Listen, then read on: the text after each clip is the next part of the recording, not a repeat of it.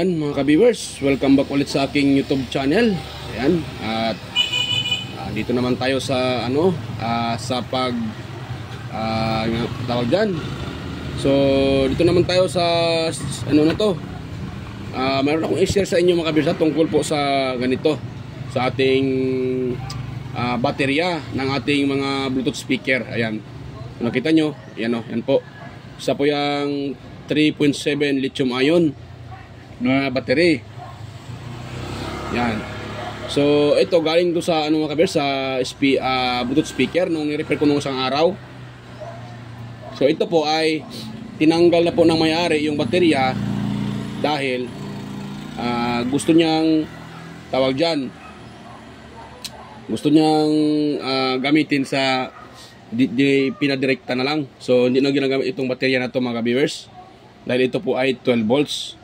Yan. So so bago pa tayo mga ka-viewers, bago pa tayo tuluyang bago ko pa po tuluyang i-explain ito tungkol sa dito mga ka-viewers. So nga pala, sa mga bago pa lang dyan sa aking YouTube channel, huwag niyo pong kalimutang mag-like sa ating video, i-share sa iba, at paki-subscribe ng aking channel mga ka-viewers, at huwag nyo rin kalimutang pindutin yung ating notification button dyan sa taas at ilagay sa all para kayo po ay ma-notify sa mga video tuwing ako'y nag-upload.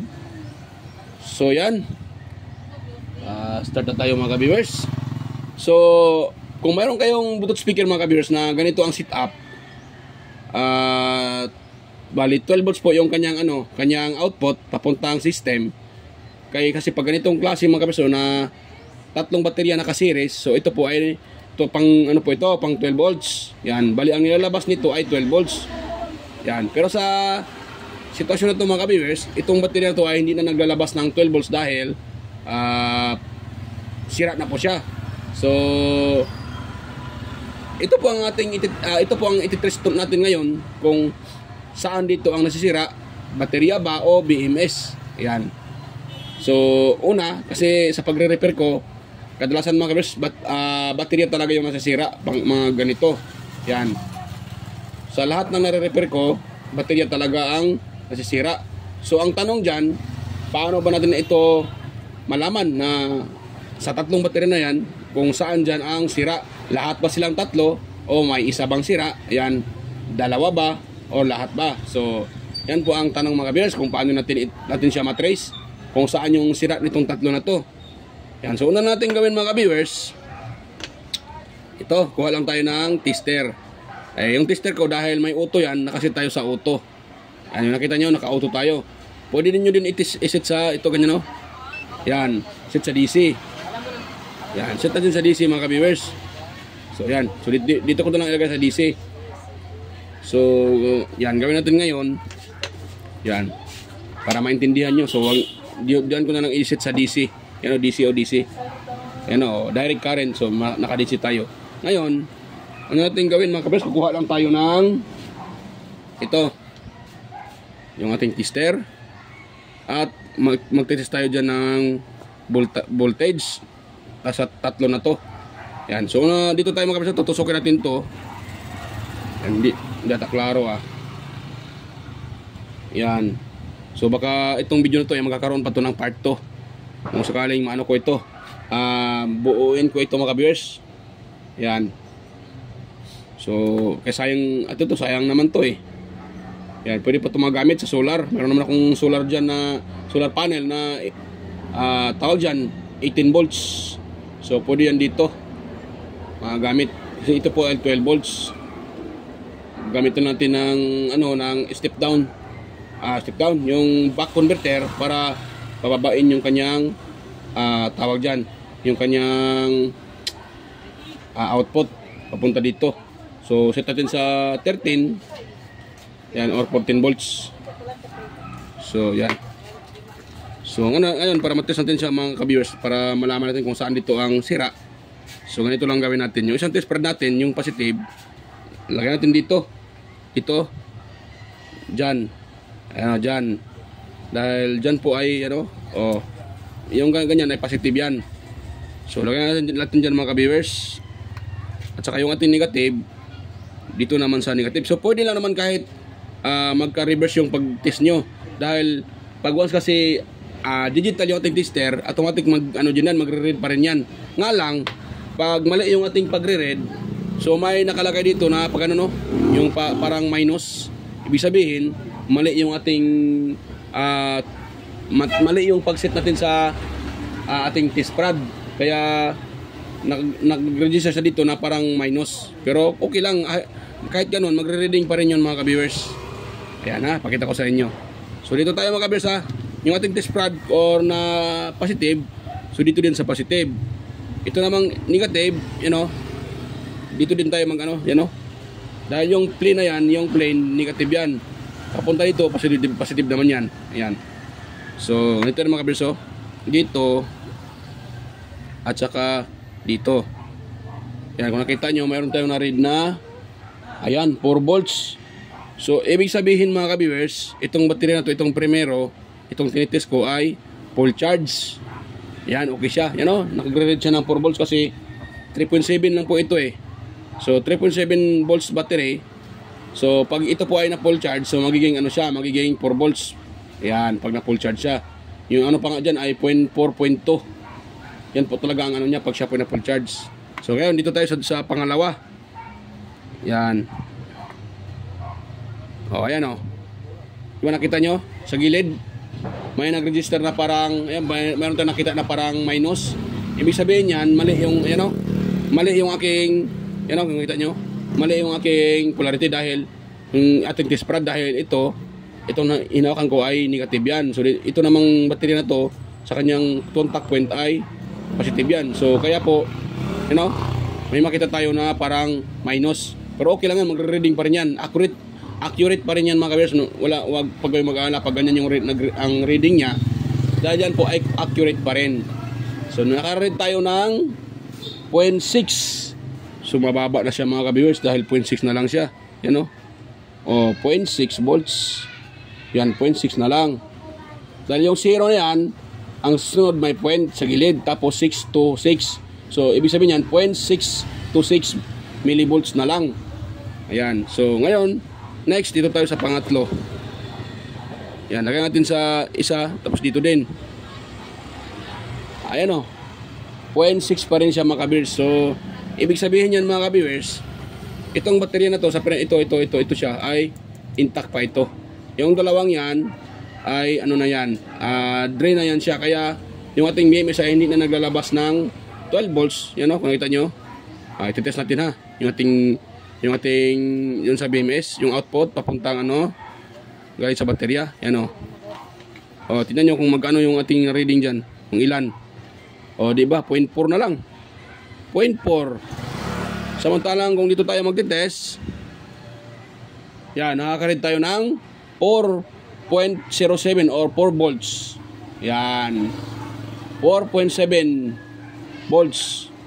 Pero pag dito tayo magre-read sa kanyang output, ito, ayan wala na tayong mariread dahil mayroon naman tayong read pero millivolts na lang, 0.4 millivolts. Dahil po, ang dalawa nito ay sira na or na-drain na. So kahit i-charge nyo pa ito mga ka-viewers, pag may isa dito na, nahulog na. Pagbuwang nahuhulog yung baterya, natanggal pa yung glow stick, okay lang yan. So, pag once kasi may isa dito na palyado ng mga ka-viewers, yan po ay hindi nagagana lahat yan. Alam nyo ba kung bakit? Ito po ay naka-series. Yan, naka-series po siya mga ka-viewers. So, pag once po yan po ay naka-series, damay-damay yan lahat.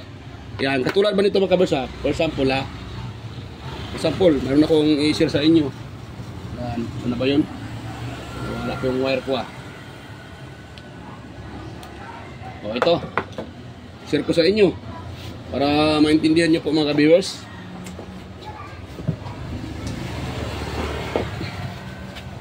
Yan.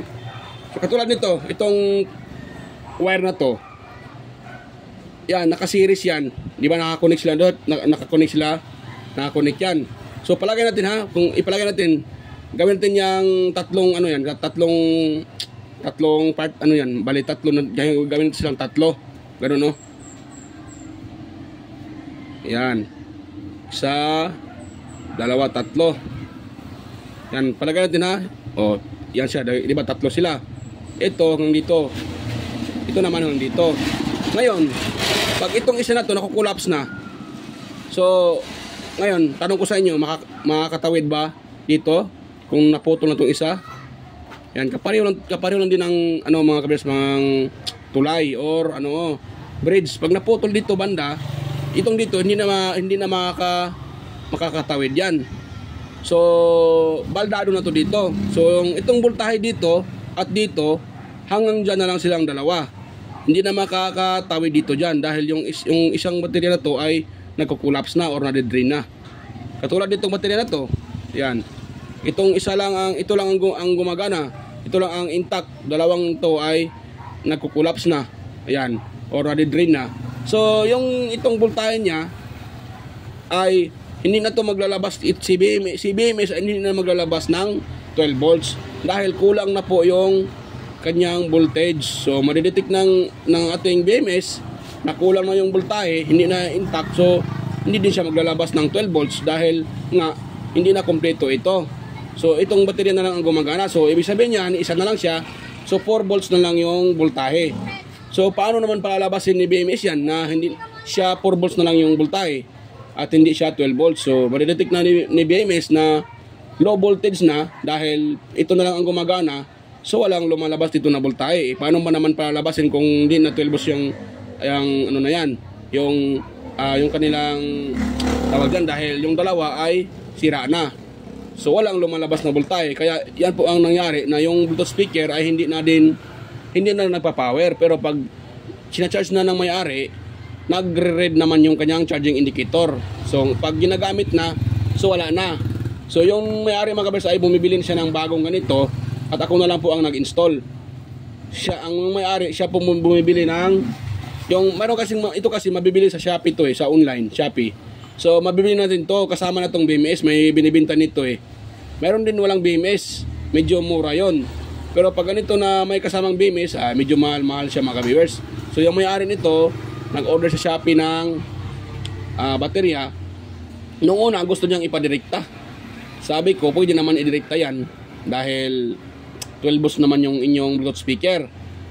So pwede yung 12 volts at i-drive na lang niya ng adapter na 12 volts na mataas yung ampere para gagana yon. So nakadirekta na yun sa outlet. Ang problema lang pag mag-blackout, so hindi niya magagamit yung kanyang speaker dahil yung Bluetooth speaker niya dahil wala na po yung baterya. Kaya sabi ng may-ari, bibili na lang siya sa online ng ganito. Yan, so ito mabibili natin ito sa online. Meron nito. Mayroon din ganito na naka-series lang, walang BMS. Ito mayroon siyang BMS So ganun po mga kabers ang nangyari nito dahil pinapalitan ng may-ari ng bagong ganito. Ito ay hinihingi ko na ng may-ari. Hinihingi ko na sa may-ari ito. So binigay naman niya. Sabi ko kukunin ko lang ito, hingiin ko dahil pwede ko pang gamitin ito. At sa tingin ko mayroon pa itong intact pa na baterya. So katulad nito, yung isa ay intact pa, dalawa yung sira. So pwede ko pa itong gamitin sa DIY. Yan, sa mga DIY ko pwede ko itong mga gamit mga viewers. So ganun lang mga viewers, kung mayroon kayong Bluetooth speaker na hindi na nagcha-charge, hindi na nag-on, pero pag inyong i-charge ay nagre-read naman yung kanyang read indicator, ibig sabihin good po yung kanyang IC dahil nagre-read pa siya o nagcha-charge. Pero hindi na po iyon nagkakarga dahil mayroon yung mga cells doon, yung baterya na palyado na, hindi na anong tawag dyan, hindi na nagkakarga. Kaya ang nangyari, hindi nyo po magagamit dahil walang output na voltage dahil nga sira yung battery. So katulad dito, isa lang ang intact, yung dalawa sira na. Yan. So ano naman yung problema, na-solve naman dahil yung may-ari mismo bumibili ng ganito at ako na lang yung nag-set up. Yan. So sabi ko sa kanya, bili sa online. Kasi yung sa online kasi matagal. Yan, siya mismo naghanap. Mayroon namang binibenta nga lang, medyo mahal-mahal. Okay lang daw. Dahil kailangan naman lang gamitin yung kanilang speaker. So yun. So yan po nangyayari dito mga ka-viewers. Kaya ito, hiningi ko na sa may-ari dahil sabi ko ay gagamitin ko pa ito. Mayroon pa itong isang intact na tawag dyan, baterya, or pati itong kanyang pinaka BMS intact pa rin. So kung mayroon naman magtanong kung sakaling ano yung mga ka-viewers, sabihin nyo sa akin kung paano ba itas itong BMS na intact pa yan. Siyempre, kung gusto nyo itas ito, itong dalawang wire na yun, yung dalawang wire, positive, negative, inputan nyo yan ng 12 volts. Yan, inputan nyo siya ng 12 volts, tapos itest nyo ito. Yan, itong mga kontak na to, dapat may nilalabas na voltahe yan. Yan, dapat mayroon nilalabas ito na voltahe mga ka-viewers. Yan, yung dalawang yan. Dahil pag wala, maaaring sira din ang ating BMS. Yan, so sa baterya naman, sa pagtitest, ganun na yung ginagawa ko kanina, ganun din yung gagawin nyo kung sakaling gusto nyo gayahin ito mga ka-viewers, yung aking technique. So hindi ko rin hindi ko rin maano mga ka-viewers na yung ginagawa ko yan po ay tawag diyan. Kasi marami namang technique sa pag-repair ng ganito. Sa akin, yun lang po kung ano yung nalalaman ko, i-share ko lang sa inyo. Maaring sa iba yung technique nila kung paano i-repair itong paano ito i-trace. Sa akin yun lang pinakasimple. So para matest natin kung sira ba talaga yung baterya or BMS or saan ba ditong tatlong baterya na to ang nasira or lahat ba nasira. So ganoon lang mga ka-viewers. Yan. So sana po wag niyo pong itapon pag mayroon kayong ganito or may kayong Bluetooth speaker na hindi na nag-on pero pag kina-charge mag-charge pa lang. Kasi minsan sa repair ko ito lang nagka-problema. Maaring itong kanyang ito ay naputol. Yan. Naputol po yan. Kaya hindi na nagkakarga. Kasi sinasabi ko nga kanina, isa dito ay may problema, lahat na yan damay-damay. Yan. So ganun po mga ka-viewers. So nga pala, ay nakalimutan kong sabihin, itong kunting paalala lang mga ka-viewers, ay disclaimer lang po. So itong video na to ay para lang po sa mga baguhan or mga nagsimula pa lang sa pagre-repair or yan, nag-aaral ng electronics. Yan. Sa mga hindi pa alam kung paano ito i-repair or i-trace kung saan ang pinaka-main na sira. So yan, itong video na to ay para po sa inyo mga ka-viewers. Sa ating mga master dyan, ay itong video na ito ay hindi po para sa inyo dahil alam ko po, kayo po ay master na master dyan na. Alam ko po ito ay sisiw lang sa inyo mga master. Yan, mga ka-master natin dyan, mga ka-tech vloggers or mga ka-master natin. So itong video na to ay para lang po sa mga hindi pa alam kung paano ito i-trace, kung saan yung kanyang pinaka-main problem or sira. Yan, sa mga master dyan, ayan, except na po kayo dyan mga ka-master. So ano po, sa mga master dyan ay wag na po itong panoorin dahil alam ko po ay kayo po ay master na po sa pagre-repair ng ganito. So para lang po, itong video na to ay para lang po sa mga baguhan tulad ko rin.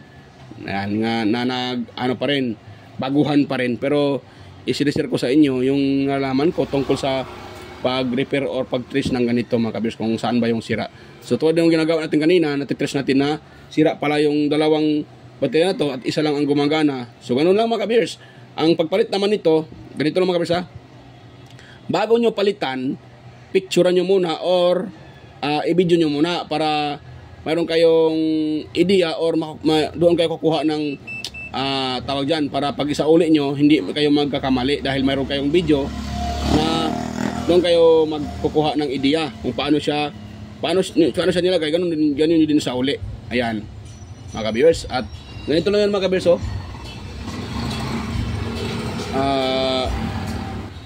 So ganun lang yan mga ka-viewers. Ang pag-ano nito, for example ito yung input, ito yung 1. Papasok yan dito mga ka-viewers sa positive, yan positive yan. So lalabas din dito sa negative. Yan, negative yan negative, tapos lalabas naman dito sa positive, yan positive yan or ito pala para hindi kayo yan ito. So kung for example ito ang starting yan negative, so lalabas yan positive dito, yan positive yan, tapos papasok yan dito sa negative, positive tapos negative, lalabas naman yung negative dyan, lalabas naman sa positive yan dito, at magkukunik yan dito sa negative dahil positive yan, negative yan. So yung negative na yan at itong positive na to, pwede din yan po ang inyong magkasama sa wire. Ganun lang yan pag sit up dito mga ka-viewers. For dahil ito may BMS siya, so ganito po ang ginagawa nila dahil ito po ay naka-series. Yan. Yung naka-series yan siya eh. So ganyan yung sit up nila. So kung kayo po ang gumagawa ng ganito, huwag nyo munang tanggalin. Huwag nyo munang pagbabaklasin. So picturean nyo muna or i-video nyo po para po meron kayong makuna ng ideya kung sakaling nakakalimutan nyo. Ayan, meron kayong makikita kung paano siya naka-sit up. Dahil pag yan po ay nagkamali, maaaring sabog ito or masisira yung ating pinaka-BMS. So ganoon lang mga ka-viewers ang pag-trace ng baterya kung saan po ang sira. Yan. Yan mga ka-viewers. So ganoon lang mga ka-viewers. So baka ito po ay gagawin ko pa to ng part 2 kung magkaroon to ng part 2 dahil gusto ko itong try ko itong i-repair at palitan ko tong baterya na to. Lahat siguro dahil kung isa lang, dalawa lang palitan ko at itong isa steady dito, kung hindi yan sila magkapareho ng amperahe, nako, mahirap mga ka-viewers dahil hindi magkapangit siya. Hindi kadalasan kasi ng ganito, dapat pareho yung amperes ng inyong baterya. Kasi mayroon kasing baterya na ganito na mababa lang yung kanyang amperahe. Katulad nito, yung isa dito ay lang siya, 1.6 1.5 milliamperes. So kahit marami ito or 3 or 4 or 10 man yan, pag once po yung baterya ay naka-series lang, so mag-stay pa rin yung kanyang amperahe. Kung for example yung individual nila ay lang siya 1.5, kahit gaano karami yan, 1.5 amperes pa rin yan. Nga lang, tataas naman dyan yung kanyang wattage, pero yung kanyang amperahe ay magstay yan sa 3.7. Yan. So ganun po yan mga. So kaya sinasabi ko na kung magpalit kayo ng baterya, dapat yung baterya ay matataas yung kanyang amperahe. Dahil po pag ginagamit nyo yan, kung mababa lang yung amperahe, maaaring yan po ay madali lang malubat mga ka-viewers. Yan. So madali lang po siyang malubat. Kaya kailangan yung kung bibili man kayo ng ganito, katulad nito ay 1.5 milliampere lang. So bibili kayo 1.5 milliampere lang. Huwag yung mataas yung dalawa, ito mababa, ay pangit yan mga ka-viewers. Yan. So hindi magbabalance yan. Dahil kaya nga kasi yung isa mababa yung ampere, yung dalawa pinalit nyo ay mataas. Dapat magkapareho sila ng amperahe para level po sila mga ka-viewers. At kung kukuha man yan, so kung kukuha siya doon talaga sa exact kung magkaano man yung amperes na nakalagay sa kanya. Dahil kung hindi magkapareho, maaring hindi magtugma yan mga ka-viewers. Ayan. So kung sakaling mayroon pa akong i-share sa inyo mga ka-viewers. So ganito, pag magre-repair kayo, ayan, at yung baterya nyo ay hindi magkapareho ng voltahe, yung isa, palagay ko lang ha, lagay natin, yung isa 3.7, yung isa naman ay 2 volts na lang, yung isa naman ay palagay natin, 4 volts. So ang gagawin nyo dyan, iparallel nyo muna lahat yan mga ka-viewers. Ilagay nyo kung mayroon kayong mayroong binibinta yan yung nakalimutan ko yung tawag na yan. Meron din tawag yung parang nakita nyo ba yung sa wall clock or sa mga laruan ng mga bata, yung saan paglagayan itong mga baterya. So may binibinta na ganun sa online Bili lang kayo yung para sa ganitong baterya sa mga lithium ion. So bili lang kayo doon, tapos ipagparallel nyo. Meron yung ganun parallel Wag yung series type kasi maraming klase ng ganun mayroong ganun na parallel siya. Lahat dito negative, lahat sa kabila positive. Meron naman katulad nito positive, negative, positive, series type yon. So ang bibilhin nyo yung sa parallel type. Yan, wag yung series type kasi paano nyo naman mapag-level yung kanilang voltage kung naka-series siya. Hindi yung mga kabels, hindi mag-level yon. Magluloko yung kanyang output dahil hindi sila magkapareho. Dapat magkapareho sila ng voltahe. So ang gagawin nyo para magkapareho sila ng voltahe, yun na po yung sinasabi ko na kailangan yung iparallel muna ito. Yung positive pagsamahin, yung negative pagsamahin sa loob ng 24 hours. Yan. Kung pwede nga 2 days. Yan. Hanggat kung makita nyo na magkapareho na yung kanilang output, pareho lahat. So yun, pwede nyo na yan siya gamitin at DIY para sa inyong project or kung saan nyo ba gamitin. Yan. So pwede nyo nang gamitin ng kabels, pero pag hindi magkapareho yung voltage nila, Yan. Kung sakaling itong isa sinasabi ko ngayon, yung isa ay 4 volts, yung isa 3 volts, yung isa 2 volts. So kung hindi magkapareho yung tatlo, wag nyong i-connect yan mga ka-viewers.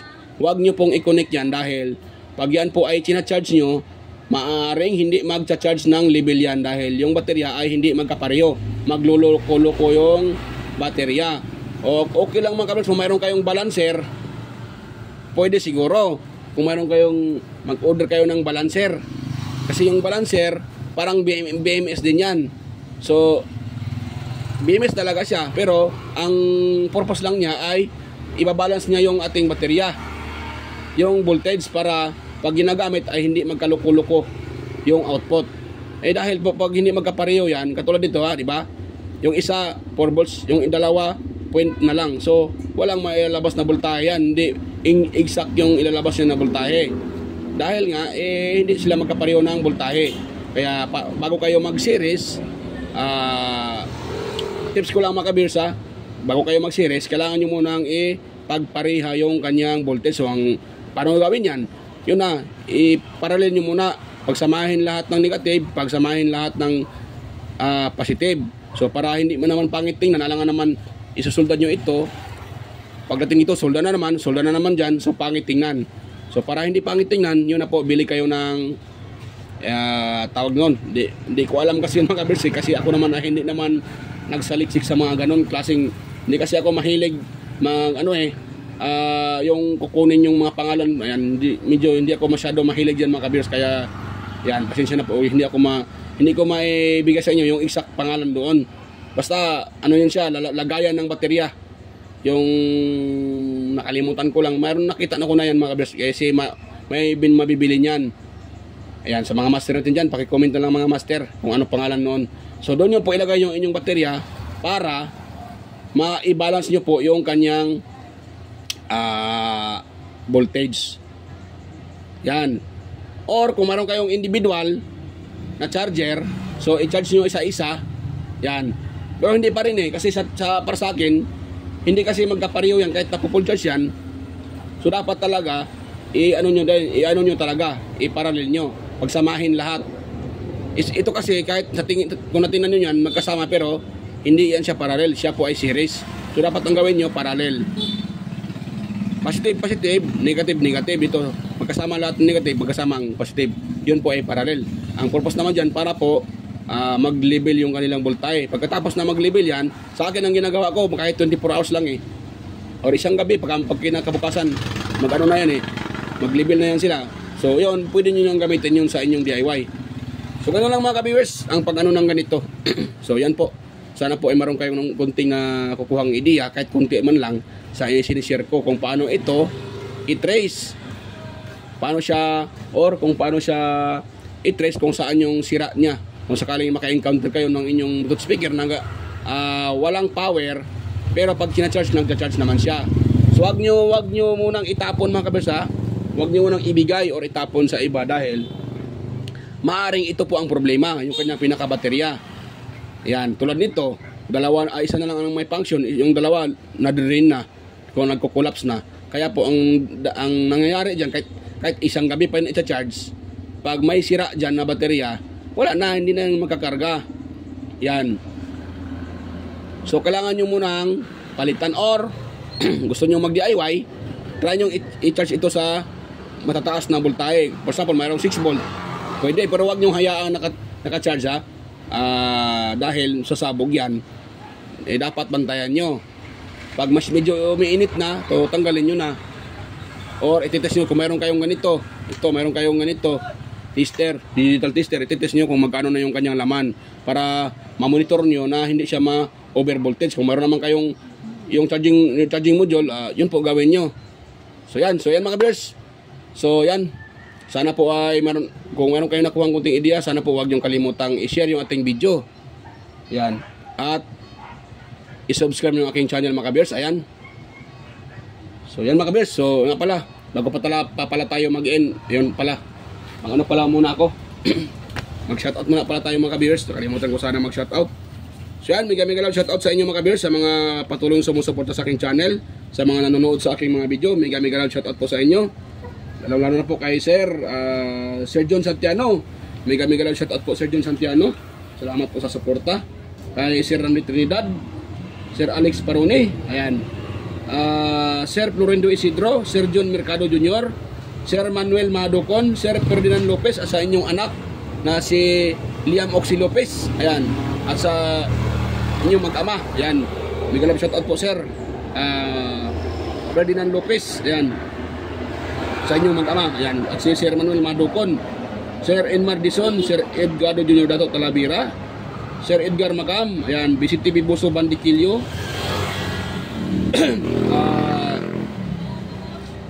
sino ba yan? Si Biljan Calderon, Perdi Ronquillo, Emerald Quillosa, Cesar Flistado, Anastasio Certisa, Sir Darmin, ayan, Sel Jolrens Balieros, Raquel Dagawin, Ma'am Raquel Dagawin, Chris Legitimas, ayan. Mega lang shoutout po Sir Sir Chris Legitimas. Ayan, salamat po sa inyong suporta at panonood. At ganoon na rin sa aking mga kapwa vlogger, sa aking mga kapwa vlogger din. Na si Master Andy Tech, Master Andy Rabino TV Tech, Master Andy Tech, ayan, Inting Butingting, ayan. Master Andy Rabino 2, Maya Vlogs, Teletecture, West Studio Tech, Ricardo Bernardo, Fix and Review, Jun P. Technician, Rodolfo Oy Studio, Tons by Vlog, GOG TV, White Ferry, Horseshoe TV, Bullet Train Channel, GGEG Channel, Soktek TV, Kere Mendoza Vlogger, Chris Perez Vlog, Nelt Vlog, EdStech TV, GFC TV, Sir Aguido Florence Jr. Halin or Ballpen Teacher Vlogger ng Quezon City. Ayan, mega lang shoutout po Sir Idol. At si Ma'am Idol Lynn Abali Lifestyle, Jos Electronics Vlog, ayan, Mercy Werham, Amigos Amigas, Leo Tech, DJS Channel, Lex TV Official by, ayan, mega lang shoutout sa iyo by Lex TV Official, Jeros Flores Mix Vlog, Iconic Insight and Beyond, Din Lens TV Vlog, Nanatanan TV, Maskarang Vlogger Kuno, Aling Peps, Marco Francis 713 Mix Vlog, Pudi Expert, and Pudi Expert, Eileen Store, AQC TV, Kisnel Channel, 3M Vlog, Jinky Inok Vlog, GWG Ward, Bitoy Malana, ayan, Darwin Tech, Farmer Boy TV, Roger Cedric, Digidisco Hunter, Digilin Mix TV, ayan, Miss Jamie Balina, DGM Mix Vlog, ayan, mega lang shout out sa iyo Idol, DGM Mix Vlog, Wellmas Music Vlog, Master Dedubs pa, Monarch Smart TV, Michael Jackson, PBG Blubber Pan, Kayari Vlogs, Atimers, ayan, Kakaaro Vlog, ayan, mega shout out po sa inyo mga Idol.